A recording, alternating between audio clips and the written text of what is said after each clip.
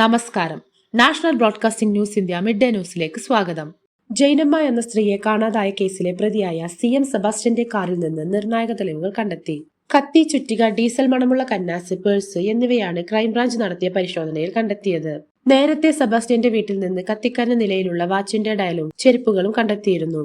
സെബാസ്റ്റ്യന്റെ വീട്ടുവളപ്പിൽ നിന്ന് ലഭിച്ച മൃതദേഹാവശിഷ്ടങ്ങൾ ജൈനമ്മയുടേതാണോ എന്ന് ഉറപ്പിക്കാൻ DNA പരിശോധനാ ഫലം ലഭിക്കേണ്ടതുണ്ട്. തിരുവനന്തപുരം മെഡിക്കൽ കോളേജിലെ ഡോക്ടർ ഹാരിസ് കോളേജ് അധികാരികൾക്കെതിരെ ഗുരുതര ആരോപണങ്ങൾ ഉന്നയിച്ചു.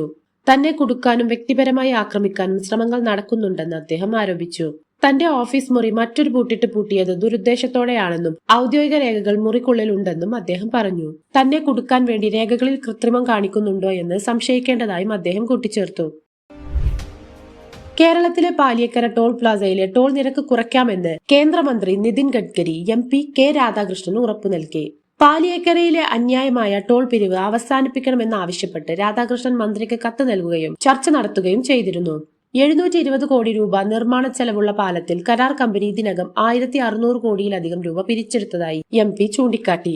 ജനങ്ങളുടെ യാത്രാ ദുരിതം പരിഹരിക്കുന്നതിനായി ടോൾ പിരിവ് അവസാനിപ്പിക്കണമെന്നും ടോൾ വരുമാനത്തെക്കുറിച്ച് സമഗ്രമായ ഓഡിറ്റിംഗ് നടത്തണമെന്നും K രാധാകൃഷ്ണൻ ആവശ്യപ്പെട്ടു.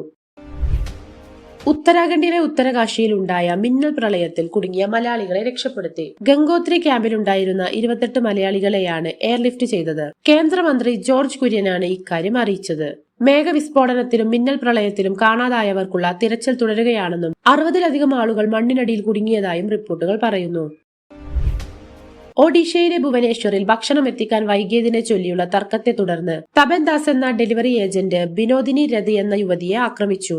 മൂർച്ചയുള്ള ആയുധം ഉപയോഗിച്ചാണ് യുവതിയെ തലയിലും കഴുത്തിലും കൈകളിലും കാലുകളിലും കുത്തിയത്.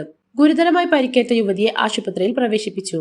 സംഭവ സ്ഥലത്തെത്തിയ പോലീസ് പ്രതിയെ അറസ്റ്റ് ചെയ്യുകയും ആക്രമിക്കാൻ ഉപയോഗിച്ച ആയുധം പിടിച്ചെടുക്കുകയും ചെയ്തു. വൈദ്യപരിശോധനയിൽ പ്രതി മദ്യലഹരിയിലായിരുന്നുവെന്ന് തെളിഞ്ഞു. ഒഡീഷയിലെ ജലേശ്വറിൽ മതപരിവർത്തനം ആരോപിച്ച് കന്യാസ്ത്രീകളെയും വൈദികരെയും ബജ്റംഗ് ദൾ പ്രവർത്തകർ ആക്രമിച്ചു.